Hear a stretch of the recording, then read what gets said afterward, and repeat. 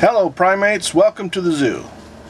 Grab yourself a bottomless cup of coffee, because we're about to talk about some long-haired, cross-eyed, get your dictionary and open your Google kind of stuff for egalitarian. We all seem to see the writing on the wall these days. The word that all but the idiots see is fail.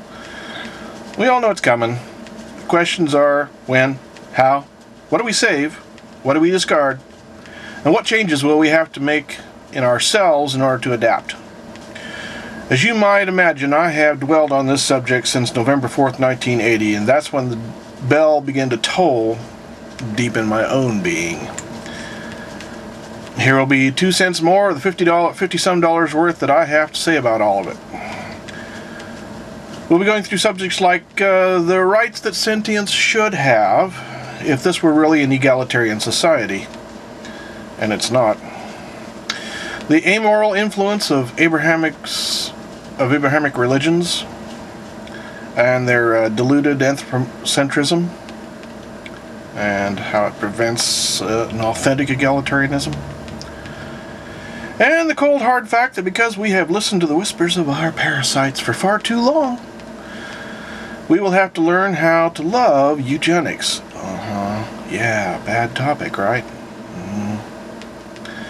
The web is complex and interwoven, and in these videos I will not be able to stick to one subject due to the intimate relationships they all have with each other.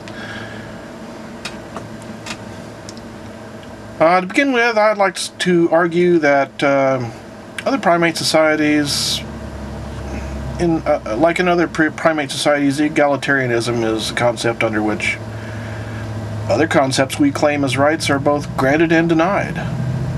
How these rights are defined and applied depends on communal interpretations and perspectives of egalitarianism. Like an Arthurian holy grail, the pursuit of equality creates both nobility and folly. Egalitarianism is a paradox and an unachievable goal, and it will remain so until the self is universally perceived of by sentients. As representative of the gene one is biologically programmed to propagate. In this common feature of our individuality, we are truly one. Does this paradox invalidate egalitarianism and the principles derived from it, such as free speech, liberty, and democracy? No.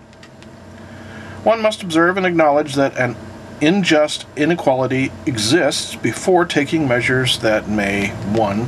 Homogenize the rights and responsibilities of sentients, 2. Preserve an absence of hierarchical tyranny, and 3. Allow for all forms of independence that cause minimal harm. Like love, egalitarianism must be practiced as a verb, not cherished as something precious to be bubble-wrapped with dogma and political correctness. None of the utopian ideals of universal rights are possible without education. Thus we have an interlocked anti-logic loop, a catch-22 if you will. The issues of sentience rights have to be viewed not only on the scale of our DNA, but also with a very wide lens, starting with the Gaia hypothesis. You know, the Gaia hypothesis. Yeah, Gaia hypothesis. Earth. Yeah, you remember? Our spaceship, our planet, our home, our mother. Yeah, the Gaia hypothesis. For if we're not the propagation device by which our home may reproduce, then we should fall under the blade of natural selection ourselves as the disease upon the earth that our great, overwhelmingly mindless and destructive masses become. That is nature's egalitarian threat upon us all. The enemy within ourselves that must be addressed before that threat becomes a promise. Well, stay tuned for part 2 of my opinions of this fine mess we've gotten ourselves into, and maybe some thoughts on what to do about it. Until then, enjoy your life. The only thing not borrowed from those yet to be.